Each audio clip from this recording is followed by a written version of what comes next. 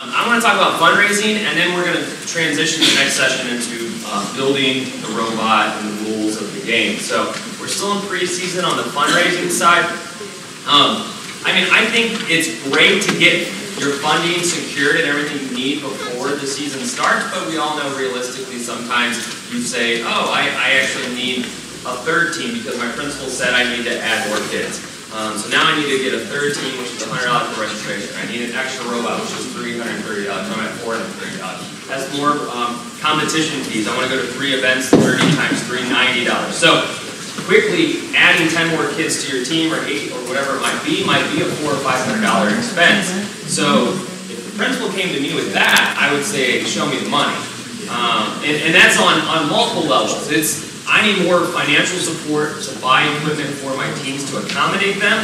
And I also, we're not going to dive into this too much, but I think you've heard me, you've been in my class before, you all deserve to be paid for this, because you can't say too many times, well, we do this because we love kids. You're right, we do this because we love kids, but you should be compensated for that. You should be paid. So if your principal is asking you to expand your team, you should be saying, show me money for expenses, show me money to pay me, and show me money to hire an assistant or 2 or 3. Because any football or basketball team is going to have additional assistants. Some football teams have like 30, they have 30 people on their table. Okay? So anyway, we'll kind of get into that and talk about it. You got to do that in a polite way though. Okay? You can't just say, show me the money, while I'm in there demanding it. You need to, and Jake said, you need to make an ally to your principal, and you're going to hear me talk about that. So, if you were here last year, there's going to be some repeating themes as far as fundraising, because I do believe this is how I would fundraise. I'm not going to brag, I'm just going to tell you where I'm coming from when I was a robotics coach. Maybe I am bragging a little bit, but that's okay. Our annual budget for our robotics team was about $60,000 a year. And this was a high school first robotics team. I had 120 kids, and it was, our robots were the size of a washing machine. They're huge. This is a different scale robot. So I know where you guys are coming from, but I would also say on an elementary level, I know some of you guys are in different rural communities where you don't have a lot of companies and industries, you have to come up with different strategies. But I have coached elementary first Lego League teams in very urban communities where parents cannot even, they're not even going to show up to competitions. They drop off their kids and it's your problem kind of thing. And I have to learn how to fundraise in those areas to where the ideal scenario is every kid's paying $100. You have 10 kids, $100, you have $1,000 bucks, and now you're kind of set. So I'll talk about this too, but I think everything is going to come from your budget. So in the preseason, before your season starts, I think this is something that you guys either are doing now. I have this in the folder, you can just steal from me, and there's probably even more to this. I think you should make your wish list budget and your bare necessity or your bare needs of like the things you have to have budget. And everyone's is going to be a little bit different. But let me just throw out what I did. And again, we could have this conversation with like, well, you forgot about this, you forgot about this. Yeah, we could keep adding to the list, but you need to start somewhere. So I break it up into robot parts registration and then team related. So the Super Kit's $330. That doesn't include shipping, it doesn't include taxes. Hopefully you're not paying taxes, but sometimes you do. Batteries, extra parts, game boards, game field. So just in total in that, these are, I would love to buy 2 extra Super Kits if I could. Team registration, you're going to have your initial team registration. Maybe you have 3 total teams, so you have additional team registration. If you go to 30, if you go to, let's say 3 competitions of 3 teams, that's 9 registration. That adds up a little bit too. 3 of your teams or 2 of your teams make it to state. That math doesn't work out, but, oh yeah, it does, sorry. And then all 3 teams make it to Worlds, so which is kind of funny sometimes because you're like, all right, we made it to Worlds, but you're like, registration is $900. I'm going to be there for 3 days. I have hotel costs. So you're like excited, but then the reality sets in of like, oh, that's not cheap. And how do I get my kids there and stay there overnight? So it's kind of just like, awesome, I'm going to celebrate, but at the same time, deep down, you're like, oh, shoot. And then you have all these other expenses. So this is what I would say, this is like my wish list budget, and this is what I want to try to fundraise for. And this is what I would go to my principal, and we're going to talk about the different tiers. This is what we're going to try to reach for. But we know that we could maybe get a buy with not buying any new batteries this year, or extra game parts. Maybe we're good with what we had last year. I mean, batteries are probably really one of the more consumable parts. You're going to be buying those extra robot batteries. Maybe your team's not good this year, you don't make the state. So, you know, these are levels of, we don't know what these expenses are going to be.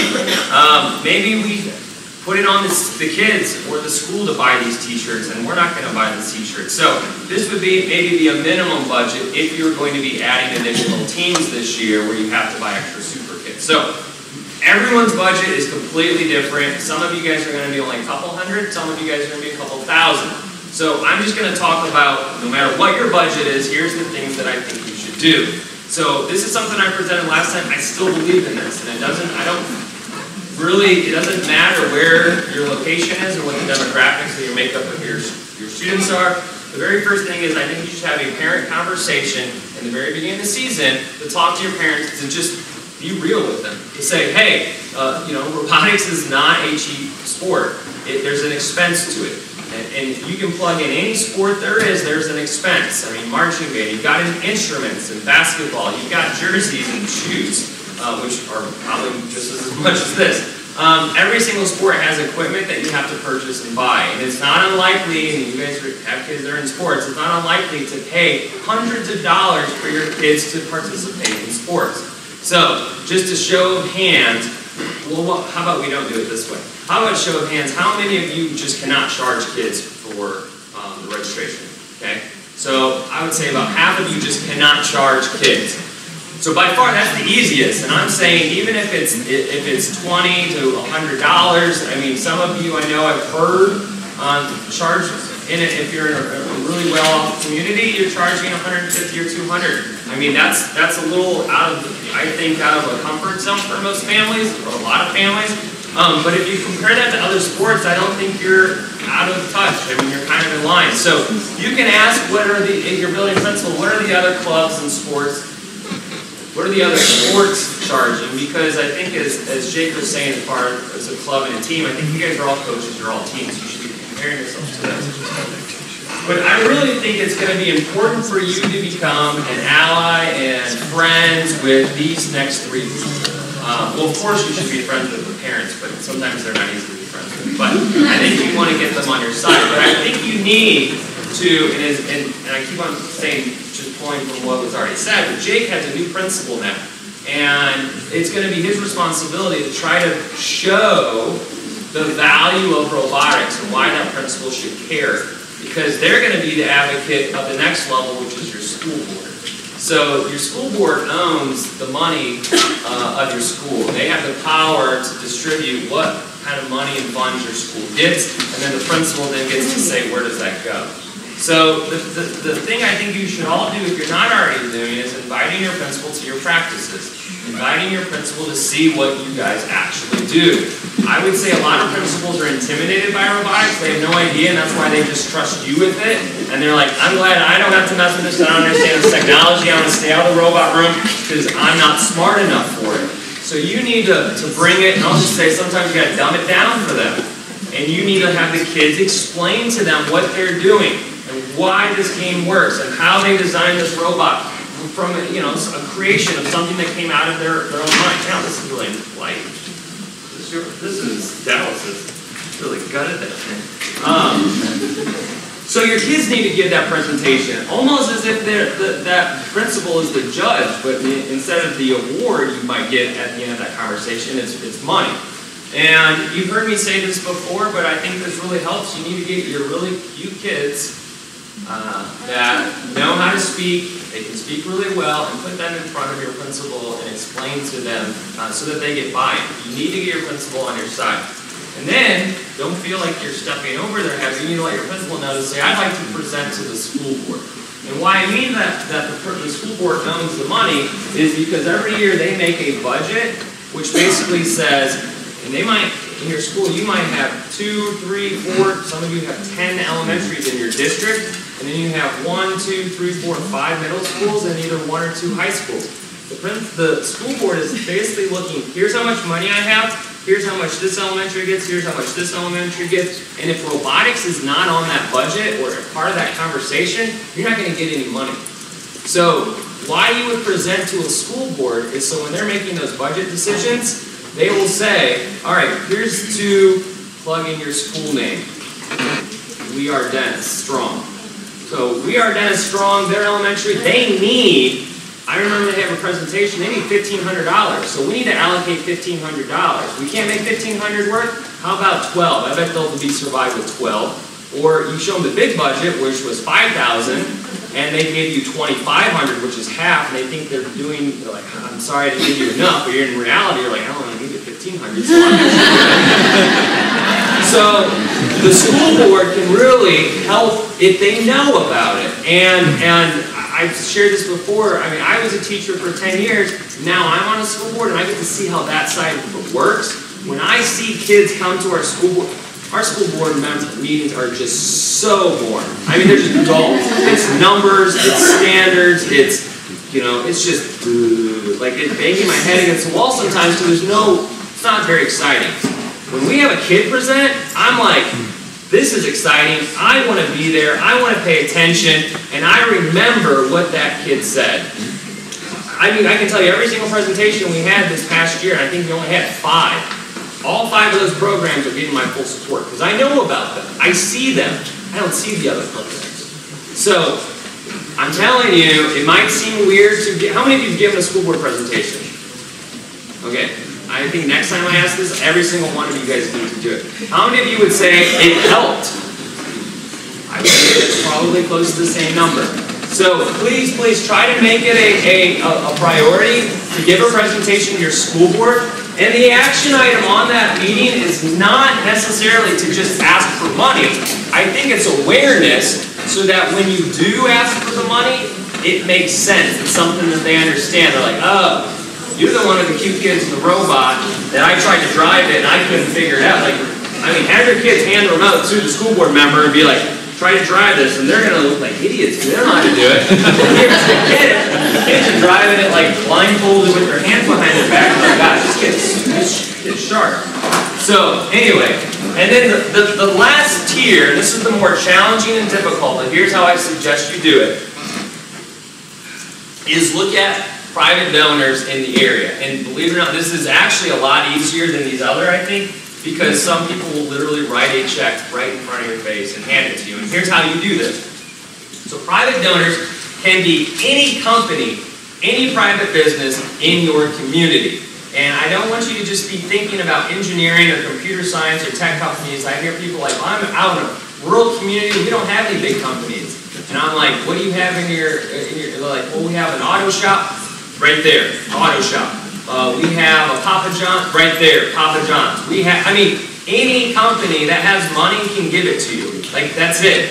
We had, and I've said this before, my robotics team had Flanner Buchanan Funeral Home give us money. Like, it's kind of weird and morbid, right? But it's money. So, any company, and here's how you get your list of people to contact. Part of your student application, I would ask, what is mom and dad's name, number, email? Where do they work?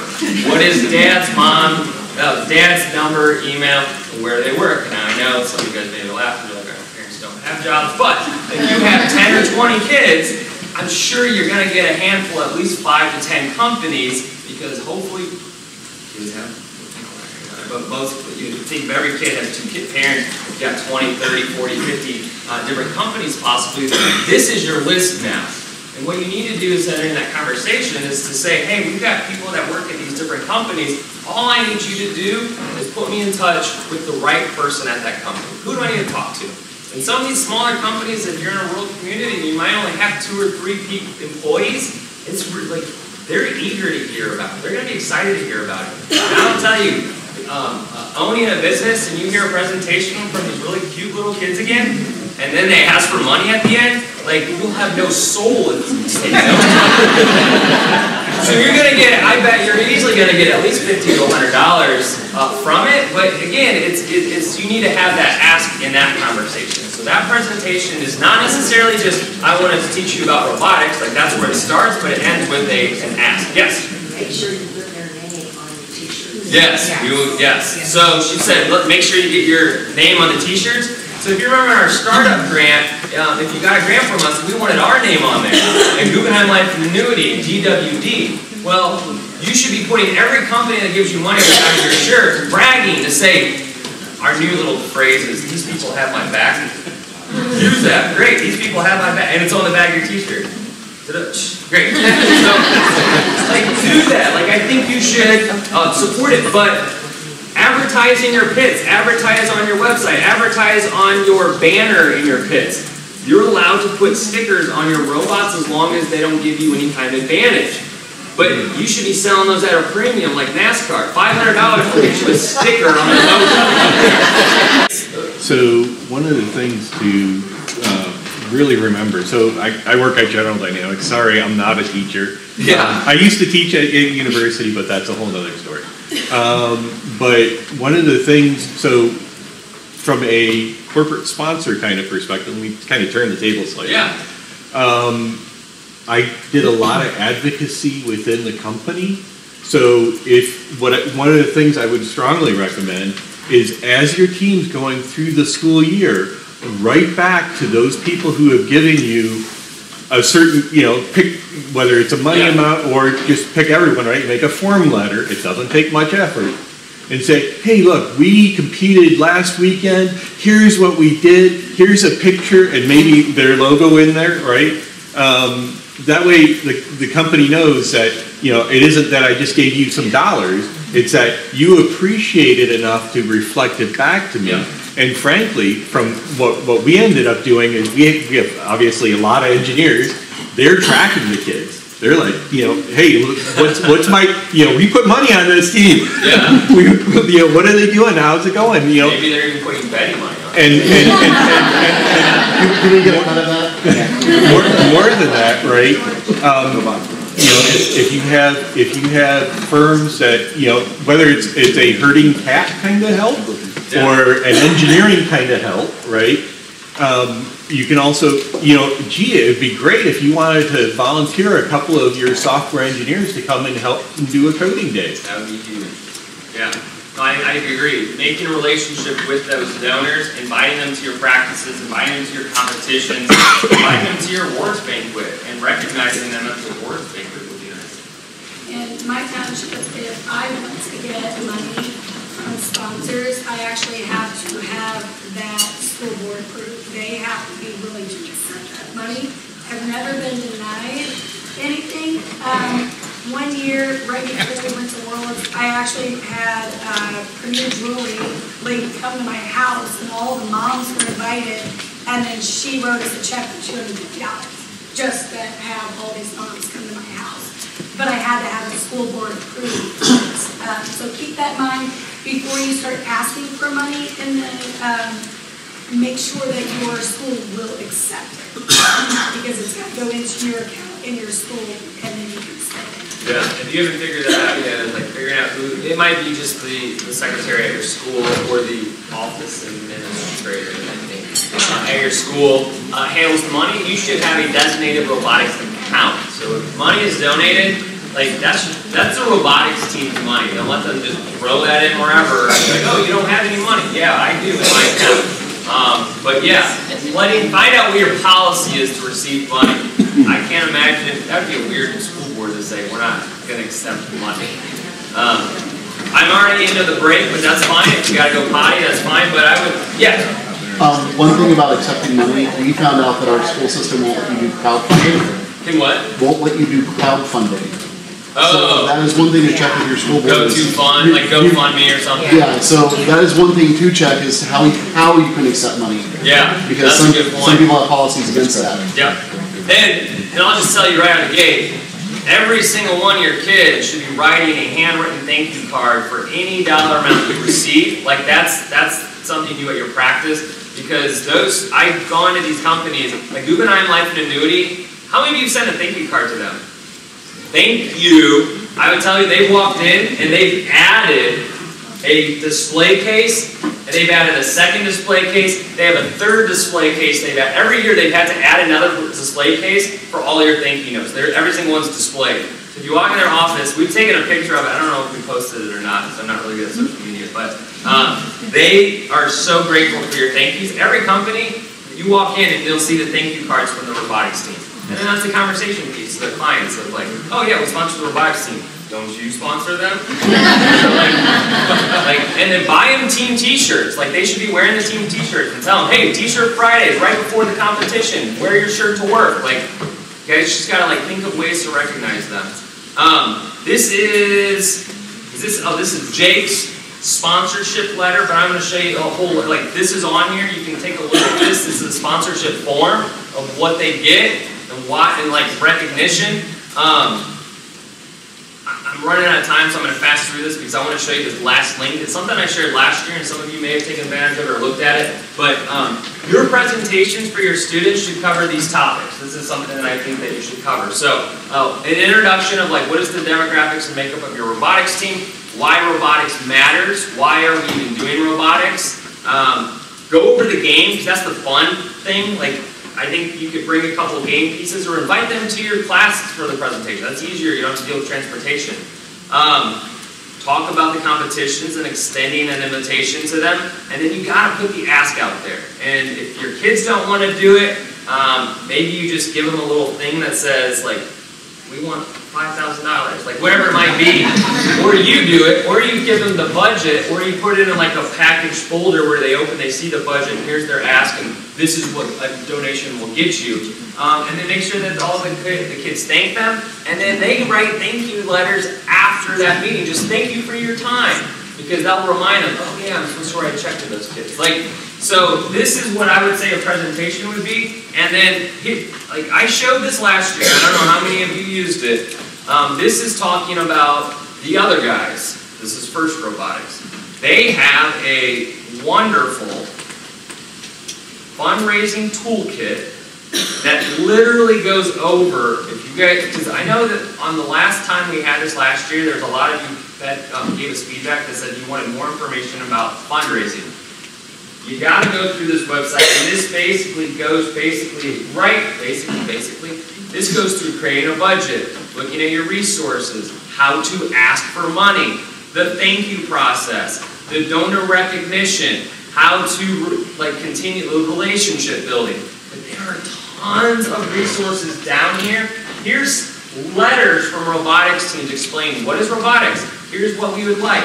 There's literally samples up here, and then there's even videos, how not to do a presentation, how to do a presentation. There's literally videos of where there's kids sitting at a table talking to a donor about robotics and having that ask. And then maintaining the relationship. So everything that we just talked about, way more in depth on the first, and you know, there's VEX and First, but again, I don't care. I'm not in the robot drama like VEX is better than First. I'm just trying to find great resources for all of you. It just so happens that First has better resources on fundraising than VEX does. I'm going to share it with you, okay? I don't care who says anything about it. I know Steve wouldn't care. Randy might, but Randy and I were old First buddies. So anyway, great resources. You can just Google First Robotics Fundraising Toolkit, or you can look on this link. It's on this document. So anyway, I've broken into our, I think we only have 5 minutes for a potty break. So, yeah. We'll go back to that. It's really, really important, this section right here. Yeah, what things cost, because they don't know how much to give.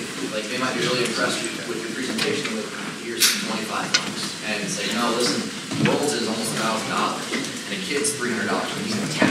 You know? And so, making sure that you're really clear on how much things cost and show them, then that'll help. He mentioned it a little bit, but make sure when you're having kids present to these companies, pick your cutest, most articulate.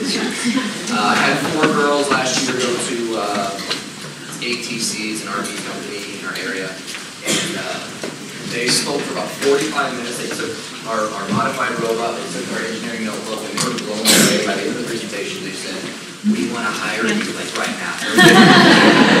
They can't, but then they're looking at the sponsor form, and they're just like, "We want to pay for your World's registration." So they gave us a $975 check to go for that team to go to World's, which was awesome. Make sure you're very clear on how much things cost, because otherwise we can check it.